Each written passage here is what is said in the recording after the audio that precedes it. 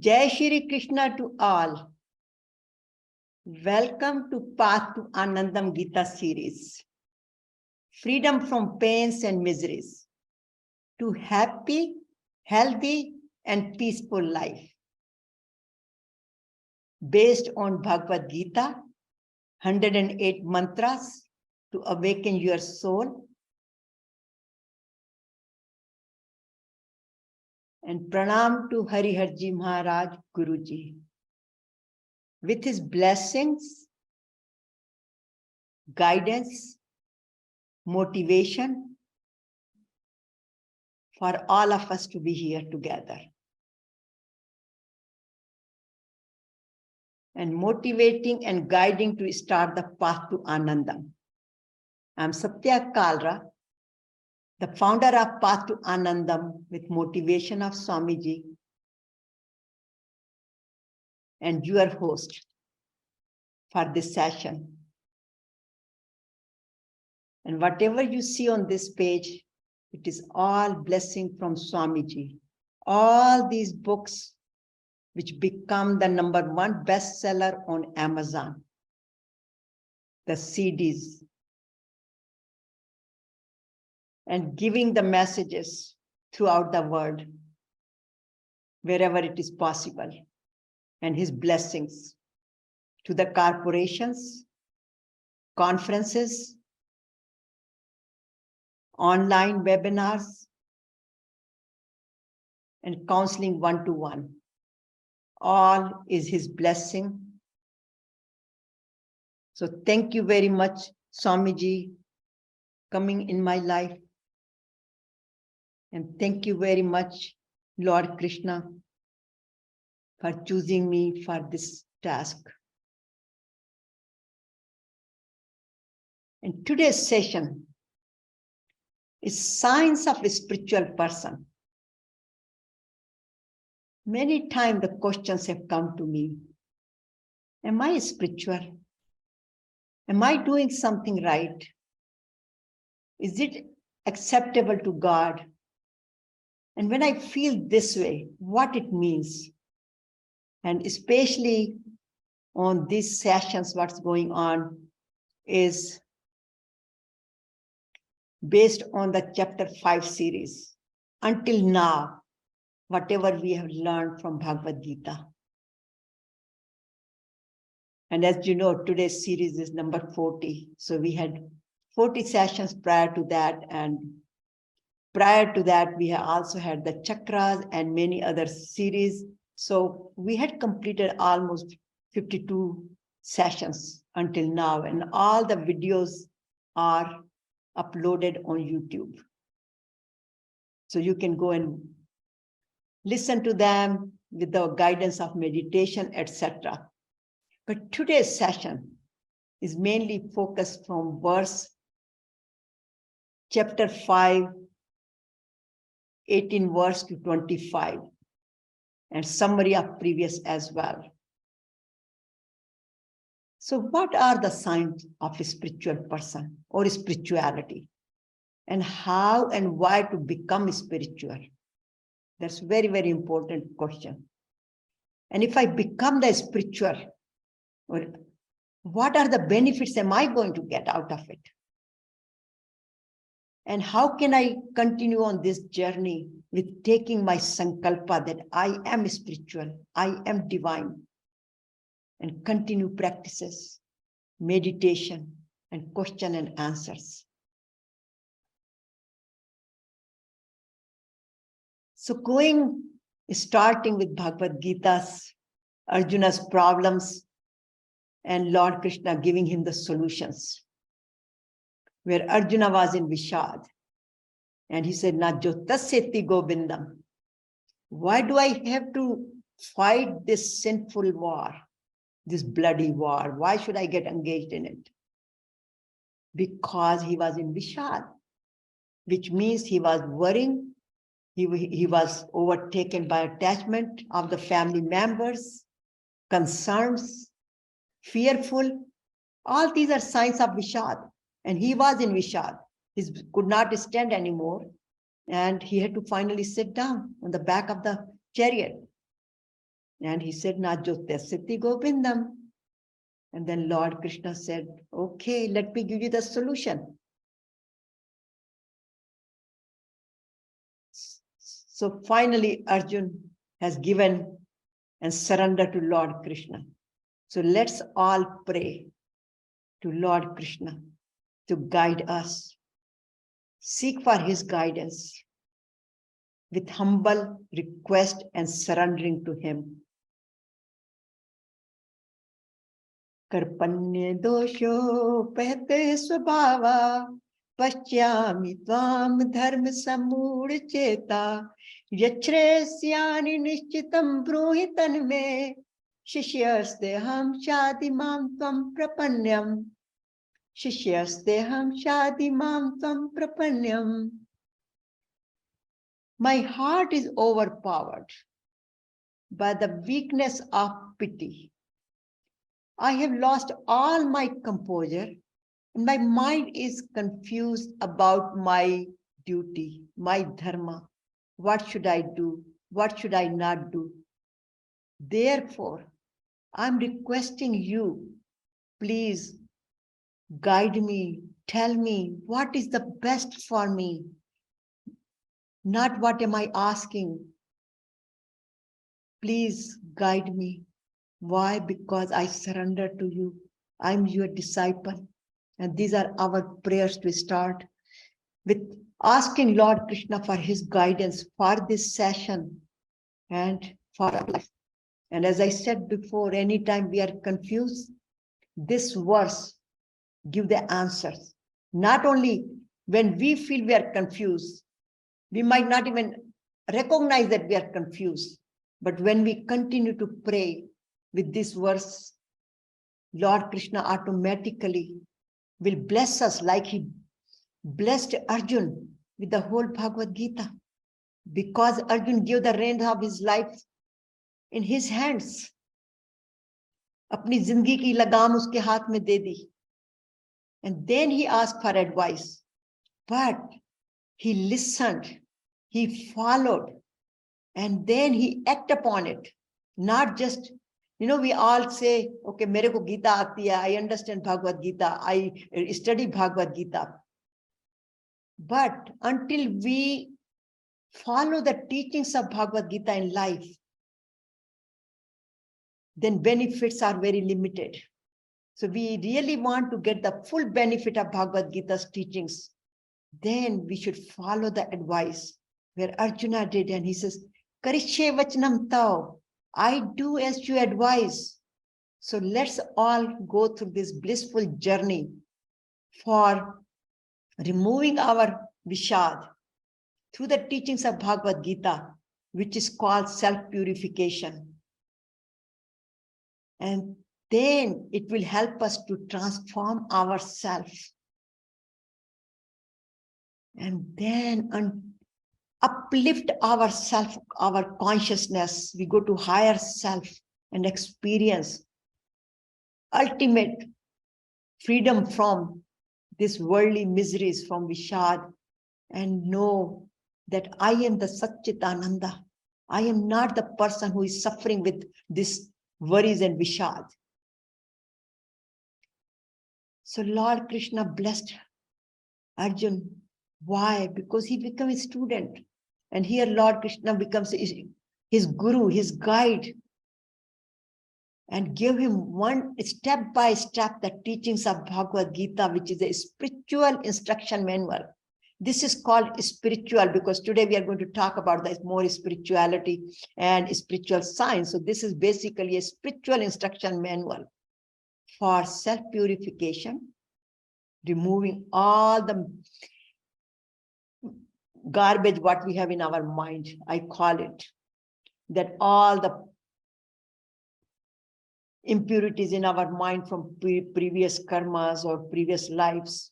Gita help us to purify ourselves, transform ourselves. Aadat buri sudhar lo ho gaya bhajan. Gita help us to remove our bad habits and blesses us with the virtues, Devi Shakti, Devi Vibhutis, And finally, we realize who we are and we experience ultimate happiness, peace, anandam, while we are living, while we are doing our day-to-day activities and living in this Maya world, sansara, and beyond, realize our true nature, Satchit Anand. And this is the summary of Bhagavad Gita's and also Swami Hariharji Maharaj's teachings. And we are right now, as mentioned before, Lord Krishna took Arjuna to show him, guide him, that you are the Atma, not the body. And it was very difficult for Arjuna to conceive that idea because he just knows that he's a body, he's a Kshatriya. So Lord Krishna is now using the different approach through Karma Yoga, which Arjuna can understand because he's Kshatriya. He familiar with the actions. So he says, okay, let me take you on the path of action, Karma Yoga. So he teaches him how to perform his karma. He gives him the art of righteous work, how to perform your activities righteously, Karma Yoga. Still, Arjuna did not understand because this was in chapter 3. Then he took him to next level where he taught him with the wisdom that how you should perform your action. Because before he says, Karmanya vadika raste ma phaleshu kadachan ma karma phal hetu bhul mate sangovastu karmai. You should do your action without expecting any results back. And Arjuna could not understand that. How can we perform our action without expecting any results? If I'm going to in the war, then I expect to win. And then that's where he did not understand that part. So then Lord Krishna takes him to the Gyan Karma Yoga, that you can do the action, but the interest should be benefit for the whole society, sarva bhutite rata, not for your own sake. Still, Arjuna is confused. And Lord Krishna, with his blessings, he's so blissful. He's so merciful. He continues to give us the teachings until we feel bliss. So he takes him to the different next level now. Karma sannyas yoga means you do your action and let it go. So this is where we are. We have been studying this with all this where he teaches him Karma Yoga and do it with the bhakti, means put your love and compassion, but do it with wisdom. That's where the Gyan Yoga was. And now let it go. And how you let it go? He takes him through this one, he removes one layer of ignorance, one by one by one. And now he's about to take him where he can actually experience the essence of his teachings, which is experience Satchit Anand, which is right. This is more familiar if anybody is familiar with koshas, and we will talk in one of our sessions how each layer of our body, mind, pranic energy, our intellect, and then ultimately Anandam Kosha. So this is where the Anandam is the inside within us. And today the focus is from verse chapter 5, 18 to 25, although it's a focus mainly on 18th, but additional verses were necessary to include to this message. So now let's get to the main message today, the main topic. Hallmarks of a spiritual person. Arjuna asked that question to Lord Krishna year before. That tell me what are the signs of Sthit Pragya. He also asked him the questions in chapter 8. What is spirituality? All those questions were summarized again in chapter 8. But here, he asked him in chapter 2 before, because Lord Krishna says that you have to be very calm. Sthit pragya. And then Lord Krishna, Arjuna again says, what is this sthit pragya? Because Lord Krishna kept giving him one new word, new wisdom, one step by step at a time. So then here Lord Krishna gives him the wisdom, and he says one of the hallmark of a spiritual person are the person has a samdarshana, means he's impartial. He sees and respects all equally with love and compassion. To a learned person, even if he's Brahmin, or he's an outcast, he's not a Brahmin, even a cow and an elephant, or a dog, and perceives all in God. That person is an enlightened person. So Vidya Vinyam Sampanne Brahmane Gavi Hastani Shuni Cha Eva Mamki Cha Pandita Samadarshini. So he sees a Samadarshini here in everybody. In other words, he sees everybody equally. Is it possible? I mean, if we ask that question, how could I see a God in a dog? How can I see God in elephant equally? And there is a beautiful story about this, that there was a one saint who was just doing his normal spiritual practices and about to eat his dinner. So he had a chapatis there and about to eat the chapati, and all of a sudden a dog comes and grabs his roti, his chapati, and runs away. And that saint immediately took some butter, or what you call the pot of with the ghee, and ran after dog. And he said, I'll say it in Hindi, then I will explain in Hindi. Prabhu, रूखी रोटी तो मत लेके जाइए, थोड़ा butter मुझे घी तो लगाने दीजिए. In other words, please just stop. Let me put some butter and ghee on the roti. Then you can eat. Don't eat just a roti without the butter. Because he did not curse dog that I'm about to eat and he took away my roti. No, he saw God in dog. And he ran after him and he says, please eat properly. So he wanted to feed him even better than what just with the one roti. So coming to that level requires a lot of spiritual practices. And when we come to that level where we see that moving energy, Atma, in every living being, kan kan mein, chan chan mein, then that some darshana's impartiality comes in, not before. Here is a good example. Dhritarashtra, whole Mahabharata was because he was partial to his family members. He did not treated his other sons, his brother's sons, Pandav's sons, because he was a mamka. He was a partial. So here, it's very first important message is samdarshana. See God in all, not everybody, and fulfill our responsibilities. But then he said, again here,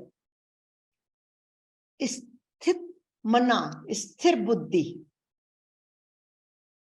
equanimous, steady mind, Brahman, God is perfect and pure and equal in all, free from doubts and delusions. This comes to the next verse. Again, it's sthito asmin. When our intellect is stable, we are calm, have a steady mind, just like that saint, then we can our mind is pure and we can treat everybody equally. And here it says, free from doubts and delusion. That saint was not confused that whether he's a dog or who is this, because he saw God in him, because his mind was calm. Then other one. Vidya Atmani Yat Sukham, always happy within Anandam, blissful, his happiness. He is internally happy. It's not that he's just smiling, that his smile is coming from within. And depending, not getting or not getting desirable outcome, whether he gets kabhi khushi, kabhi gum, whether he gets something or does not get, he always, Prabhu ki Leela, he's always happy. And then, na ishparja bhoga, he does not enjoy these sensual pleasures. In other words, he's not looking for the food which his tongue likes, not the things which his eyes enjoy, or the things which his ears enjoy. He just looks for what is giving him the inner happiness. And then here comes, then what happens? Kam krodh bhavam begam sayukta sa sukhi nara. Resist impulses of desires and anger. Kam, krodh, lobh, moh. All this comes because of our desires. We get it, we don't get it. So once the person is beyond these, he lives in love, peace, and ananda, which means he is internally happy. He has an everlasting blissful life, thoughts. Every cell of his body is dancing with that inner happiness. That person is the enlightened person or the spiritual person. No partiality. He respects and loves all. So impartiality toward everybody in enlightenment. That's why it says samdarshana on the top. So here comes hallmarks of a spiritual person again. Sthit prajna. Calm mind, stable mind. This is the most important. Where Arjuna's mind was disturbed, he couldn't think straight, but with blessings of Lord Krishna's, his guidance, he become sthit prajna. So these are the benefit, these are the characteristics as we have read it before. I just wanted to emphasize, and this is a combination, but here, dukheshvanu vignamana, sukheshu vigadispracha, vitirag bhai krodha, sthit dhir muni ruchate. Who is the sthit dhir muni? So look at this here, it is called muni. When the person does work without anything expecting in return, selfish work, seva bhav, that person is karma yogi. Now, Lord Krishna tried to teach Arjuna how to be sannyasi. So he becomes now karma yogi. The same thing is known as muni, he's known as karma yogi, he's known as sannyasi. And we previously also learned that person is also known as tattvadarshi. He knows the difference between satya and asatya. He knows the essence of satya. That person is an enlightened person, a spiritual person. So his main sign are, the hallmarks are, he's free from kam, krodh, lobh, moh, ahankar, he's equanimous. So, which is comes from the verse chapter 262 and 63. Dhyayato vishyan punsa, sangasteshu jayate, sanga sanjayate, kama, kama krodho vijayate. Krodha bhavati sammoha, sammoha smriti vibhrama, smriti vranshad buddhi nasha pranshati. When we are overtaken by our desires, they get fulfilled We are happy. If they are not fulfilled, we are upset. All these greeds, desires, attachments, ego are the cause of our miseries. That's where it says, Vitirag bhai krodha. We have to free ourselves from all the partiality, all the confusions, bhai, fear, worries, anger, and not be even affected with this upsetness, but also the sukh. When we get the happiness, worldly happiness, then we are up and down. That's why it says, Dukheshu vignamana sukheshu vigatisprasha. Means we are not affected with kabhi khushi, kabhi gam. We are calm in the both situations because it's a prasad to us. So that's why it says, free from 5 + 2 enemies, free from desires, free from anger, greed, attachments, ego, free from fear, free from jealousy, free from sorrows and pleasures, free from loss and gains, and self-satisfied. That person is truly liberated. In other words, he's free from all these miseries, which is causes of miseries. And he's a balance, as you can see. His heart, his mind is filled with love and peace and compassion, and he or she is in an anandam, and he's balanced. So the balance act is very, very important. And here are some spiritual examples I have brought it. I always put my father's picture first because to me, I have never seen anybody in my life who is so calm. Even I have been to many ashrams and saints, but when it comes to the calmness and sthit prajna, I think he supersedes all, as I know. And then you can recognize Satya Sai Baba, Vivekanand Ji, Swami Ji. And here you can see the messages, Guru Nanak Ji and all that, but they are all the spiritual people. We can all relate to it. But then the question comes, I am not that level. How could I be calm? How could I be a spiritual divine person? But it does not mean we have to be saints and living in the ashrams. Whatever we are doing, if we are doing with love and compassion, with wisdom for the benefit of all, that is the true karma yoga. Here the dark surgeon is doing his surgery, totally trying to save the patient's life.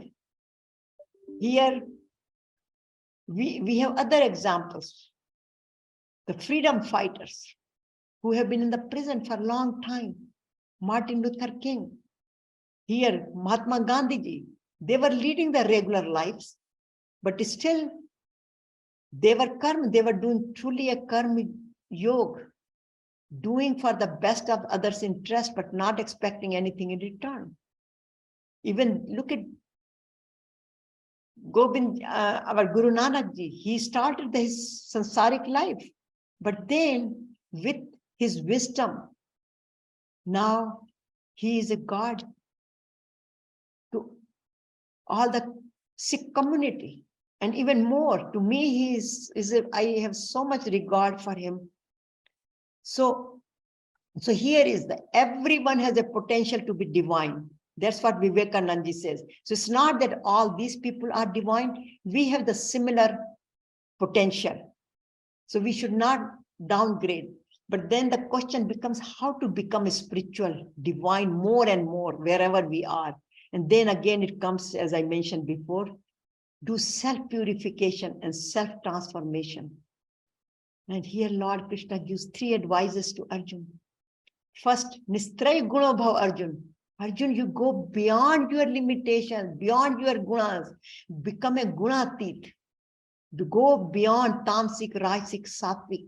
This is where it says, here is the summary of Bhagavad Gita. It shows right there. And then, yogam tishto tisht. Always stay in the consciousness of God. Here he says, yog yukto bhav.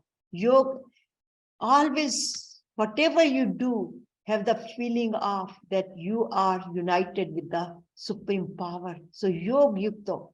So here again, this is a summary, and this right here, Seva, do all for others, Karma Yoga, with detachment. See God in all, impartiality. And then I am not the doer. Divine power is the doer. That supreme energy which flows in me, which flows in dog, which flows in elephant, all that energy God is talking about. And he says, I am the one who act in your body, who guides you. You are not the doer. So live with that feeling of that I am not the doer. Supreme power is the doer. Sab Thakur ki kripa hai. Swamiji always said that. Live in God's consciousness. But that feeling only comes when we live in God's consciousness. Always thinking about through Om mantra or doing whatever. And then in chapter 12, verse 13 to 19, all those qualities are repeated, divine qualities. Then chapter 16 is also repeated. These are the hallmarks, the signs of a spiritual person, like Santushta, Adveshta, Karuna. All these are, we can add more to that one. But how we get there, how to become a spiritual, we have to do practice, practice, practice. Abhyasa, abhyasa, abhyasa. Once we do that, then our body, our mind, and our soul are all aligned, because the soul is, as mentioned, I mentioned that in so many times, which is so important to understand that in chapter 3, verse 42 and 43, where it says the soul is on the top.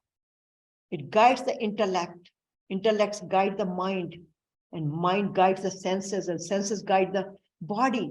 But we reverse that. Body should be under the control of senses, but senses must be controlled under the mind, and the mind should be controlled by the intellect, and intellect must be controlled by the soul. So all these other elements should be merged with soul. That's why it says body, mind, and soul. When Arjuna totally got convinced, totally got connected with Lord Krishna's teachings, Lord Krishna's energy, then he forgot about what's happening to his body, shivering, all that. His mind was totally overtaken by his intellect, was taken whether he should do fight or he should not fight, because now he's totally connected with the supreme power.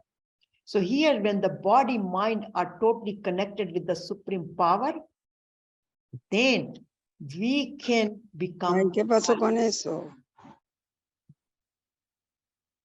How to become spiritual? Do self-purification, detoxification, and then we are connected. So what are those practices? These practices were given to us before.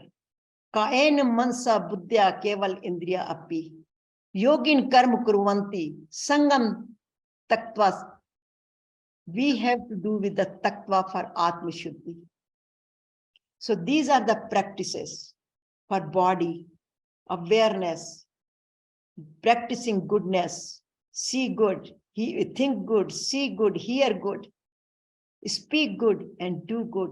Put all the senses into best use. And then do the karma yoga, bhakti yoga. And these are the body necessary spiritual practices for the body. And then for the mind, do the Om mantra, do the pranayama, meditation, and many other techniques like heal your koshas and do your chakras, energy, whatever suits you. But I have added all these here as well. And then affirmations and prayers. So the yoga, Om mantra, pranayama, meditation, all this is very, very important. And then do the meditation, go to samadhi as much as possible. So what are the benefits? If we do all this, and put efforts, what am I going to get out of it? And Lord Krishna says, don't worry, you will get the supreme bliss from me. You will experience the ultimate anandam within you. And where he says, yotam sukham, you will be sukham, ramasya, jyotir, you will get the jyotir, sayogi brahm nirvana. So one who finds the happiness within, who rejoices with himself, and who is illuminated by the inner light of self-knowledge. See, inner light of self-knowledge. When we get that knowledge that it has the same energy floating in them, with that light, that ajnanta, that ignorance disappears. And with that light of wisdom, we can see everybody same, some darshana. And then when we become that yogi, as Lord Krishna says, yogi bhava Arjuna, when we become that level of yogi, then what we get? We become one with God and attain the ultimate Brahm Nirvana. This is how we become one. Labante, Brahm Nirvana. How? Sarva Bhutite Rata. When our wisdom comes, when we treat everybody equally and we do everything, Sarva Bhutite Rata, welfare for all beings, then we attain Nirvana, supreme power. So in summary, when we are free from all kam, krodh, lobh, moh, ahankar, this is called self-purification. Then when we are content, our mind is stable, we become equanimous, sthit pragya, and we experience that, we become the sukhi nara, who has the peace, eternal happiness within, anandam. That is called self-transformation. And with the self-knowledge which comes that I am no different than God, then that is called self-realization. I am Satchit Ananda. So ultimate benefit we get is ultimate infinite happiness and supreme peace. So then the question comes here. If I am spiritual, because Bhagavad Gita is all talks about spirituality, it doesn't say about do puja or do worship or do all kind of things. So people who are more focused on the religion part, they don't become spiritual. And here I just put a little bit comparison here. What religion is? Religion is man-made. All the religions are name are given. The danger there is because it's created by man, not by God. Then sometimes the ego comes, and every religion you look into it, they have some issue.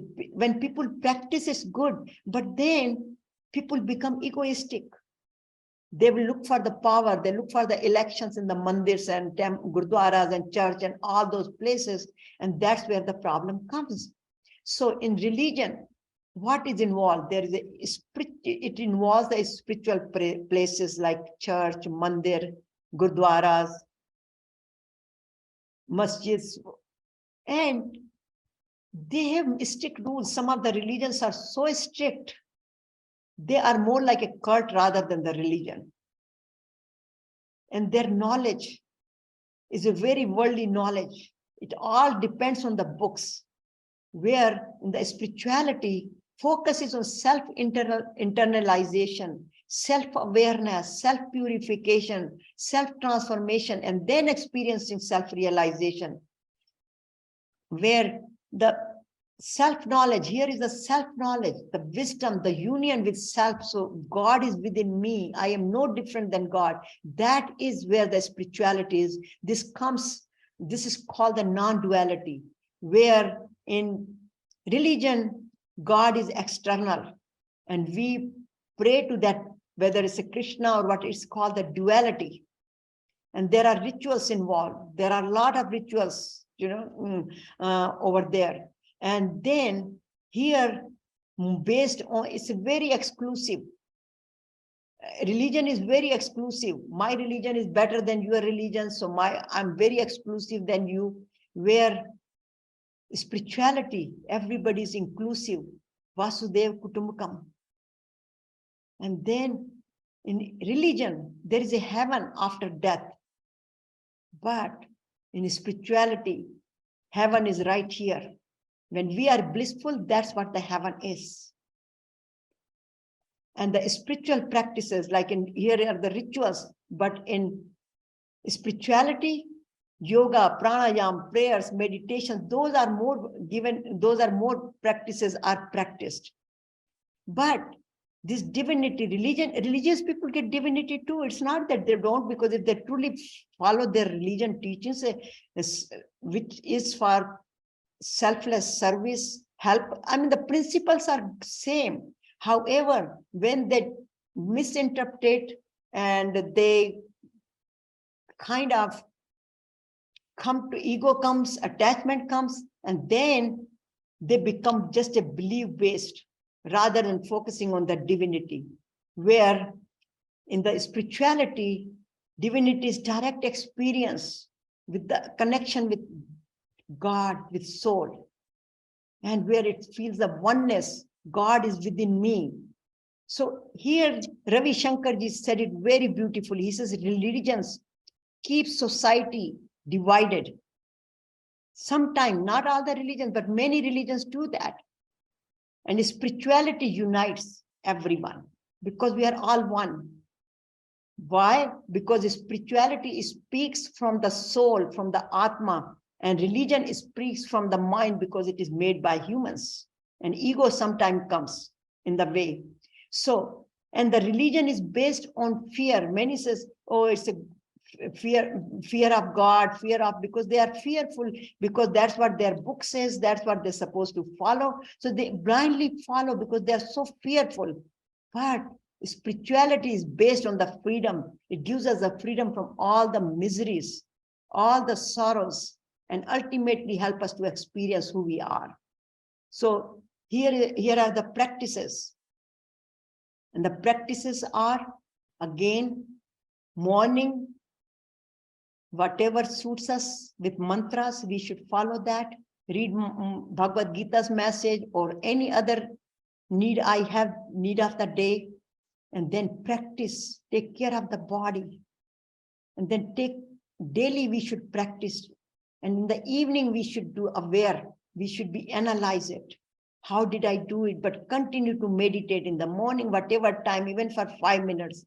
And then pray to God, thankful to God for taking us for that day. And then, so here is again, here comes the divinity.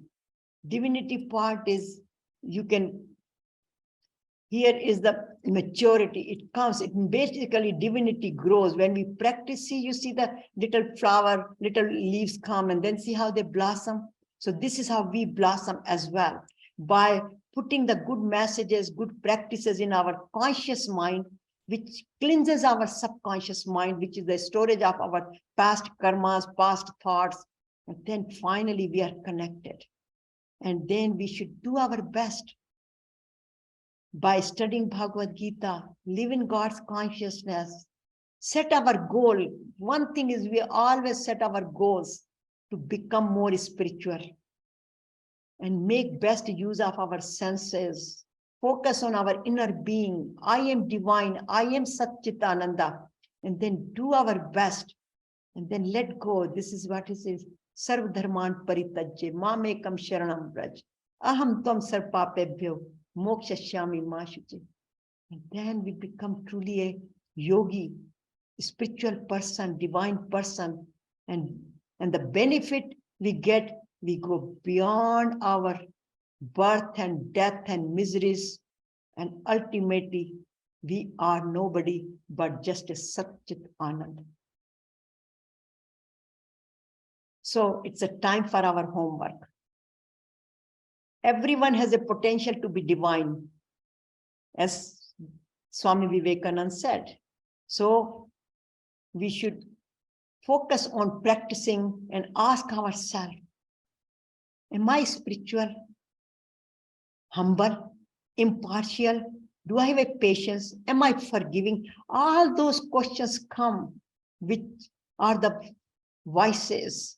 Do I have those vices, calm, crodh, lobh, moh, ahankar, those 5+2 enemies, jealousy, resentments, or am I humble, patience, forgiving, letting go, fear-free? Or what do I need to be freed from? Maybe I'm not freed from all those or partially freed. Then I have to practice more. And then just do practice, practice, practice.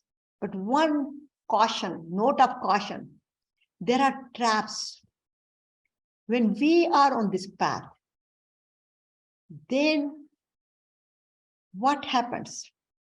When we study a lot of spirituality, or we study a lot of books, text, spiritual books, then we think, we relate to ourselves, oh, I have this one, I am like this, but this person is not like this, this person is not like that. So we keep judging others. And that's, or sometimes other people's spiritual practices, we think our spiritual practices are better than others. This is where we have to be careful. We should not, if we want to be really, truly a spiritual person, enlightened person, we have to go beyond these judgments. We are, and then better than others. You know, I tell a small experience, I tell you, when many times after these sessions, or even when I give some talks, and then when we have a one-to-one session, people sometimes come and have an appointment after the session, one-to-one, and then the person comes to me, usually husband comes and he says, okay, could you please tell these things to my wife? She needs it. And my focus is, no, this is for self. You should focus what you can learn from it. And you know, in one place, there was so ironic that husband comes, after a while, the next person was his wife. And then his wife says, can you please tell these things to my husband?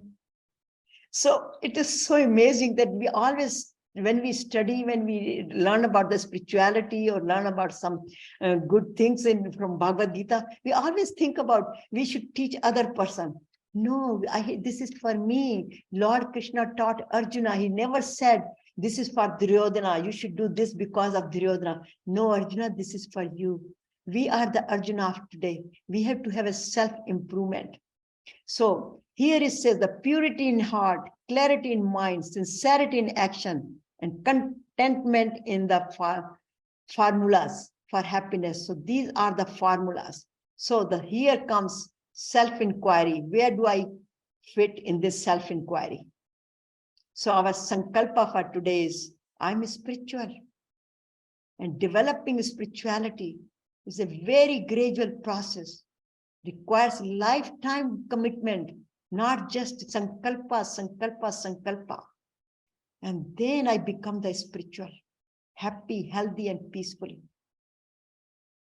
And experience the purpose of my life, the ultimate, my true nature.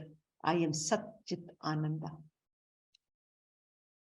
So thank you very much for joining the session, Science of a Spiritual Person, and learn how to be happy, healthy, and peaceful. Thank you.